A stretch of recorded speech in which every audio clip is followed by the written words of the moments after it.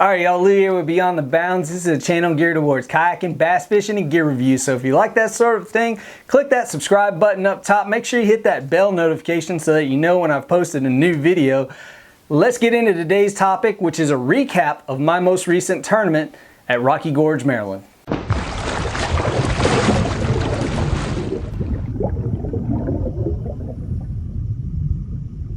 Alright, so let's talk about the conditions for this tournament. The conditions were a lot different than what I pre-fished in. When I was pre-fishing, the weather was in the low 80s.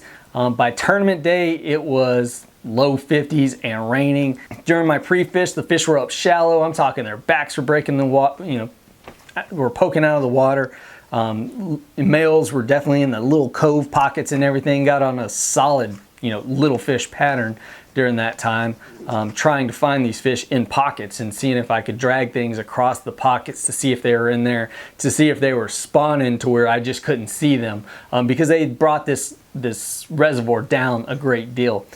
So these fish weren't in their normal spawning areas. Fish will spawn in the same place year to year. So whether it drops, there are definitely periods of rain. As you can see from the footage, the video, I was bundled up. I'll talk a little bit more about that later in my lessons learned part, but let's get into the pattern. The pattern for what I determined was really that bluff walls and main lake points were the areas to where the bigger fish were holding. Again, I focused on 10 to 15 feet. I felt like that was where I could get bigger and better quality bites. That happened to me during pre-fish, so I was focusing on what I could throw that would get down really fast and allow me to just drag the bottom and cover water by doing that, which for me was a Carolina rig. And let's get into that now, talking about my presentation of my baits. Okay, so first part of presentation is boat positioning. We don't think about this a lot of the time, but you have to think about boat positioning, especially with reservoirs. Maybe there's current in reservoirs because fish relate to current. Boat positioning, how you cast and make casts is very important. So for me, my positioning was just paralleling the bank and using my Mirage drive to go against kind of the current, against the wind, to help maintain position, and then cast directly in front of me and drag back. It's not the best presentation or for a hook set for a Carolina rig, but it's what you have to work with when fishing from a kayak. I mean, you could flip to the side, kind of drag it back real fast, but I felt more comfortable covering more water at casting directly in front of me or kind of at a 45 directly in front of me. So that was kind of my boat positioning in 10 feet to 15 feet of water. I mean, you could be really close to the shoreline there and you could be in 10 feet of water, or a bluff wall, you're in 30 feet of water. So that's just the nature of fishing this reservoir. Let's get into the rigging of the bait that I used. Okay, so the key bait for me was the Carolina rig. I decided to throw the Carolina rig that day, even tied it on the night before, or did I tie it on that day? Either way, I put it on, and it was because, again, I wanted something that I could throw out at 1 ounce weight, get down fast, just drag the bottom. And once I committed to throwing that, because I didn't have my 1 ounce jigs that I wanted, or my 3/4 ounce jigs, because I really, again, wanted something that would throw out, get down real fast, and would maintain that bottom contact. I just felt like I was getting bigger, better bites by doing that. And so I didn't have my New Tech jigs. Called New Tech up there. They just immediately sent out another order. They didn't know what went down. I think something happened at the post office or something. For some reason, my order was like generated an invoice at the post office and nothing ever came. So that was kind of a letdown, because I was really hoping to get jigs. Jigs do well at this body of water, and I was catching good fish on them, but it was just too slow waiting for like a 3/8 ounce to get down, because this is deep water. I mean, you're talking 15 feet and you want to just be hitting and casting. You're not standing on a boat to where you can just stand there and wait. You've got to worry about boat positioning and drifting off your spots and holding spots. And so, I wanted something that would get down really fast. That's why I went with the Carolina rig. Now, my Carolina rig setup is just Beast Coast tungsten. They're great prices. Check them out, Beast Coast. Not a sponsorship of mine, but I like representing and promoting things that I think are good values to you guys. And Beast Coast Tungsten at $3.69 for a 1 ounce weight, that's a good deal in my mind. If you find better, post that down in the description in the comments below, so that everybody can figure out who has better tungsten. Because hey, if I can save another $1, if I can save another 20 cents on tungsten, I'll do it. Just let everybody know down below. I was throwing a brush hog, green with black flake in it. Some that my buddy Aaron White had got rid of. He's always giving soft plastics away, and I'm always using them to catch fish. So thanks, Aaron. But he did place really well. I think 4th or 5th in this tournament. So I had a barrel swivel to about an 18-inch leader, and I had my leader a little too long at one point and missed a hook set, especially with the vertical hook set, because again, you know, you really want that sweeping hook set to cover up ground, catch up with that fish. High speed reel, had an 8-to-1 Daiwa. Again, throwing that on the Maxxis Browning rod. It's a great rod. Bass Pro Shop sells them. Good deal on that. I'll do a full review on those rods later. Barrel swivel, bead, 20-pound fluorocarbon leader, and the rest is history. Caught a few fish, caught good fish, and upgraded using that. So let's talk about lessons learned. So one of my first lessons learned was I was bundled up head to toe, man, super warm.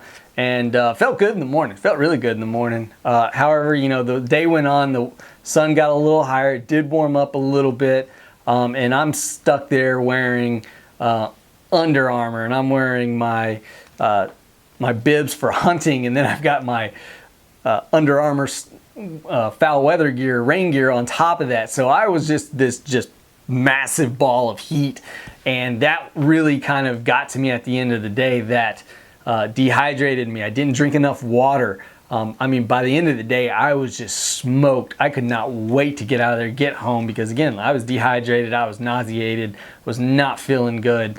So don't let that happen to you guys. Get out there, drink water, pound water, no matter what the temperature is, you know, because you're going to dehydrate yourself, and that's going to affect your fishing. You know, you're going to get tired. You're going to you're just going to be a little bit lazier, a little slower on a hook set or anything. So do what you can to maintain that visual, you know, that mental prowess, if you will, that acuity. So the next thing that I learned was with my Carolina rig. Again, having that leader too long affected me, and then later on the day when I ended up breaking one off, I tied another one on, and I tied that leader too short. So, you know, this footage right here that I'm showing is of when I tied that leader too short. You know, I'm heading back to the ramp, I'm dragging this on a long under the water point. That's one of the biggest, you know, points of the whole reservoir. And what ended up happening to me was, you know, that fish hit it. Like, that is without a doubt, a fish hits this, and I just hang it up on a stump.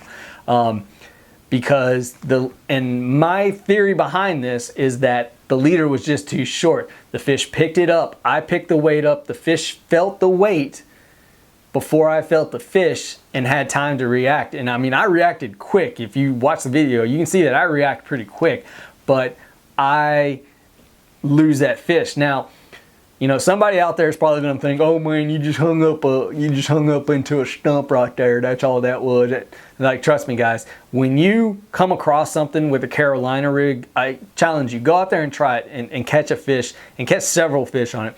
When you are using a Carolina rig, the bite is so distinct. I mean, there's no difference. I mean, there's no mistaking it that it's a bite when it's a bite, because it is just, I mean, as you saw, like, you watch my rod tip and you see my rod tip actually go down. Like, my kayak wasn't moving, I wasn't being blown by the wind or anything. You know, that fish hit that, and that was probably a really big fish too, with the way that it smacked that moved that rod, jerked that 1 ounce weight. That was a good fish, and that fish probably would have gotten me up into the top 10, no doubt. I mean, I was already at 11. That was probably a good 5-pound fish. But of course, they're always 5 pounds when you miss them, right? But that was kind of what I learned, was that I just had my leader too short there. And you know, I ended up having to break that one off too because I hung it up into that stump pretty good there. So that's the problem with using expensive tackle when you're doing that too. I mean, you're talking about every time you lose a 1 ounce weight, that's almost $4 you're breaking off there. But I mean, same with crankbaits. You break off a crankbait, you're talking anywhere from $5 to $10. So, you know, that's just how it is. It's fishing. If we were worried about losing stuff, we wouldn't do it. So that was kind of my lessons learned. The other thing is just kind of getting there before, you know, really just hammering out that you need your spots. And what I ended up doing was trying a few spots before I really got to my spots. I should have just went to my spots because, you know, I learned that, hey, the winner, excellent fisherman, he'd already gotten to my spots before I got there. And so I'm just picking up sloppy seconds by the time, you know, he rolls through because he's yanking out the big girls. But hey, that's life. That's tournament fishing. You know, you got to look back on it with just, you know, positive outlook. Hey, you didn't do as good as you would like. Next time, either try harder, fish harder, study harder, analyze harder, do whatever you can to, you know, get up there. Because if you're not, the other guy probably is. But again, it made me feel good to know that even though I was picking up, you know, some sloppy seconds because he was hitting all my spots that I heard from other people. They're like, yeah, he was there way before you. I was like, dang it, you know. But you know, just to know that gives me confidence, gives me you know, a sense of accomplishment that I was like, you know what, I did have a good pattern. I was doing good. I just didn't get them that day. And some days, that's fishing, guys. You just don't get them. But thanks for watching this video. As always, please like, comment, share, subscribe. Y'all have a good one.